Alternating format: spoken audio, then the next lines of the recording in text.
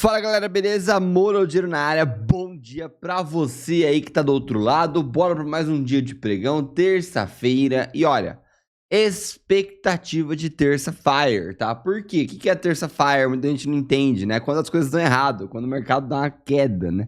Então olha lá o que tá acontecendo no dia de ontem no gráfico diário. Padrãozinho de reversão, né? Depois de um dia inteiro ali de subidinha, engatou uma ré nervosa aqui até o final do pregão, tá bom? Lembrando que o mini índice aí, ele vai até as suas 6 horas da tarde, tá bom? Aqui nos 5 minutos você tem até mais detalhamento. Ele fecha ali as suas 5h50, né? Mas ele começa o leilão ali, etc e tal. Enfim, tá bom? Prestem atenção. Hoje pode ser um dia de correção, depois de tantos dias de alta, nós temos aqui 8 dias de alta. É a famosa matemática dos candles aqui, né? Que dizem que entre 3, 5 e 8 candles positivos, a expectativa é um candle de correção. Então, ó, deixa aquele like, se inscreve, compartilhe. Segue no Instagram, Moro Dinheiro Oficial, e entre no Telegram, que depois da vinheta a gente vai começar.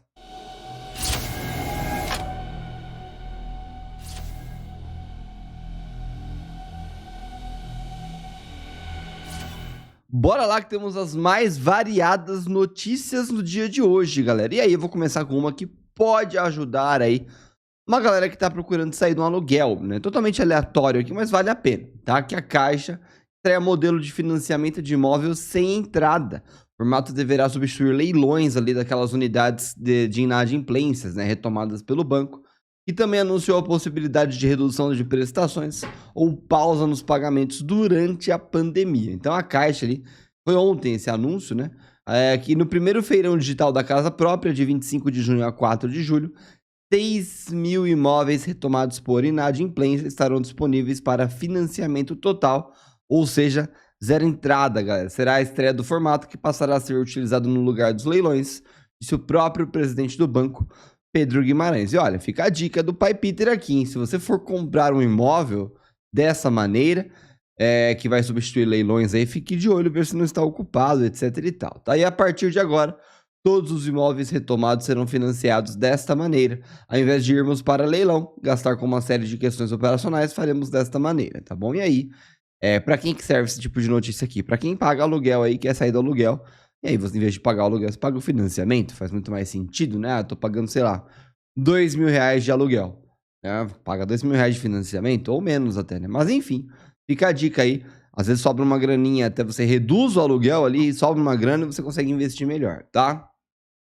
Novos setores se destacam em arrancada da Bolsa Brasileira. Mais da metade das ações do Ibovespa já voltou a patamares pré-pandemia. E preste atenção nessa parte aqui, hein? Porque a nova dinâmica mostra que nas últimas semanas o investidor tem equilibrado sua carteira de ações e buscado papéis que ficaram para trás ou são mais beneficiadas por uma futura reabertura da economia local. É óbvio, né? É o value investing, né? Você vai investir em ações que ainda estão em baixa, ações boas que com uma reabertura econômica você vê esse papel voltando a crescer, tá? Então a rotação do setor de commodities para ações mais sensíveis ao quadro doméstico começou após os dados melhores de PIB e arrecadação do governo, que saíram na virada de maio e junho, tá bom? E aí, tem uma opinião divergente que vale muito a pena aqui também, tá? O quadro, porém, não é livre de riscos, de acordo com o autor do Guia de Fundos e colunista do Valor Invest, Marcelo D'Agosto. O trade da vacina tem um componente especulativo maior do que o peso das análises mais fundamentalistas. O trade da vacina seria apostar na vacina, tá? Para ele, o cenário desse trade tem um viés otimista, com certeza, e tem mesmo. Os problemas econômicos brasileiros não estão resolvidos. O ritmo de vacinação pode sofrer novos atrasos e o consumo agregado dos integrantes da classe A pode não ser o suficiente para estimular todos os negócios que foram duramente afetados pela pandemia, tá bom? Então, de olho aí nessa possível vacinação ou não, né? Mas a gente tem aqui o estado de São Paulo que já anunciou que até dia 31 de outubro, por mais tardio que seja, por mais ineficiente que seja, por todas as questões possíveis aí, dizem que estaremos todos vacinados, tá bom? Então, de olho nisso para a Bolsa também. E aí, Iguatemi propõe uma nova estrutura e troca no comando. Uma holding compra Iguatemi e criar a empresa controlada pelos Gereissati, né? E aí, no caso, incorporaria ali a ação da Iguatemi. Cadê? Tava em algum lugar por aqui, ó. aos acionistas uma reestruturação societária para criar uma única companhia. A intenção é simplificar a estrutura atual e abrir espaço para futuras captações no mercado, sem que a família Gereissati perca o controle do negócio. É uma fusãozinha ali, tipo Lame 4 e Betou 3, né? Basicamente, tô bem basicamente mesmo, tá bom? E a ideia ali seria incorporar a Iguatemi, tá bom? Então, de olho nisso para quem tem ações da Iguatemi aí. Mas, né, no fim das contas, é só você entrar no site de RI lá e dar uma olhada, tá? Não vai ter muitos detalhes aqui. Ninguém vai sair perdendo aqui não, pode ter certeza, tá bom? Então, de olho nessa fusão. Uma notícia bem mais rápida aí, só para informar vocês, tá bom? TCU desmente Bolsonaro sobre registro de mortes por Covid. Declaração do presidente causou mal-estar na Corte de Contas por haver distorção nos dados do documento.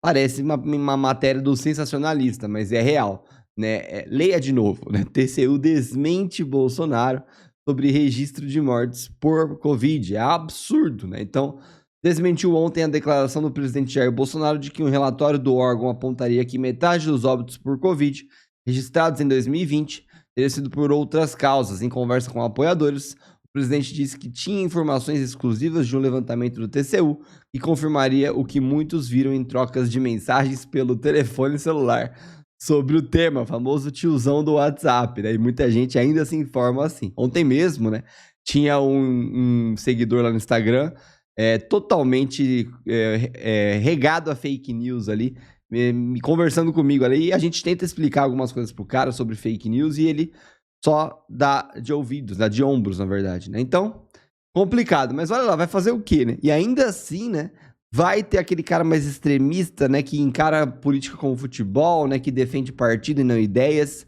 que vai vir aqui e vai fazer ali o xadrez 4D para tentar defender. Não tem defesa, galera, é mais uma presepada do nosso governo, tá bom? Então, paciência, né? Olha lá o que ele falou em primeira mão.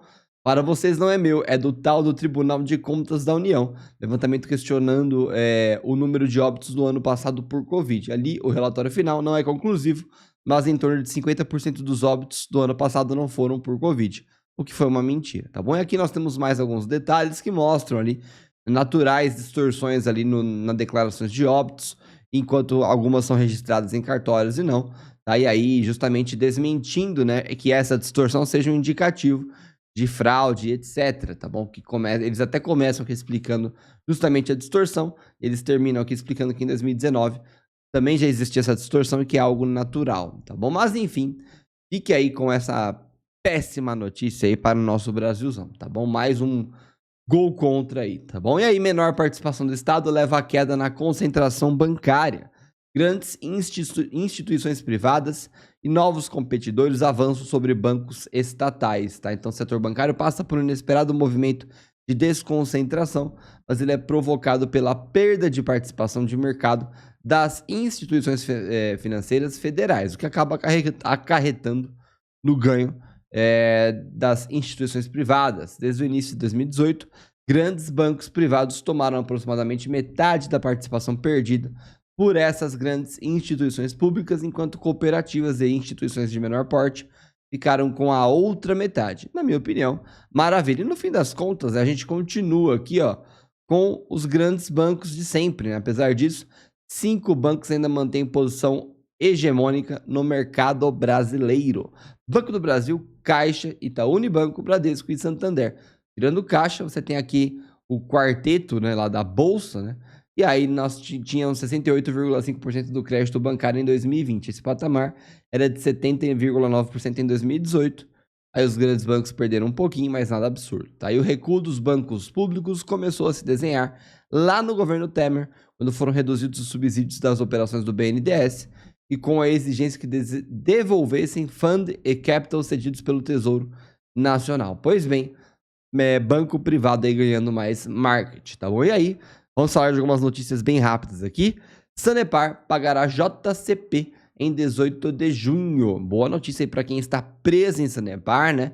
Claro, brincadeiras à parte, né? Preso é uma maneira de falar. Para quem está trabalhando posição ali no ativo, confiando numa retomada da grande gigante Sanepar, tá bom? O montante ali equivale a 0,09 por ação ordinária, não é muita coisa.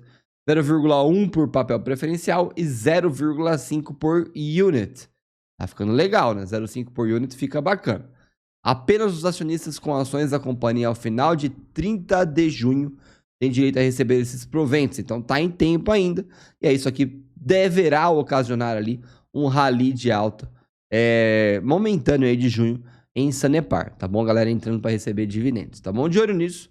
Vale muito a pena ficar de olho nesse tipo de informação, justamente pela euforia compradora que ela ocasiona, tá bom? E aí, Caixa de Seguridade, Eduardo da Caixa, renuncia ao cargo de diretor-presidente, e aí eles vão ter que buscar um novo ali, tá? Informação totalmente aí, pela informação. Eu sei que tem muita gente que tem Caixa de Seguridade aí, então, tá aí, troca de presidente. E aí, XP mantém Itaúsa em carteira semanal Top Picks Arena. A ação subiu mais de 9%. Lembrando, a gente fala de Itaúsa todo dia aqui no fechamento diário, né? E aí ela tá decolada, né? Ela subiu muito, todos os grandes bancos subiram. E a carteira de Gilberto Coelho não realizou nenhuma mudança para essa semana e permanece ali como Itaúsa, B3, SA3, Usiminas, Randan e Magazine Luiza, tá bom? Então, 3 dos 5 aqui a gente aborda no fechamento diário todo dia. Usiminas e o Randon não, mas a gente aborda em outros vídeos, tá bom? O peso é igual 20% para cada um e ouve quem quer, né? Lembre-se, Magalu não teve um desempenho tão bom assim, tá bom? Então deixa o like, se inscreve, compartilha. Bom dia pra você. Cuidado, bumbum na parede para uma possível correção no mercado. Daqui a pouco tem vídeo de bom dia e aluguéis.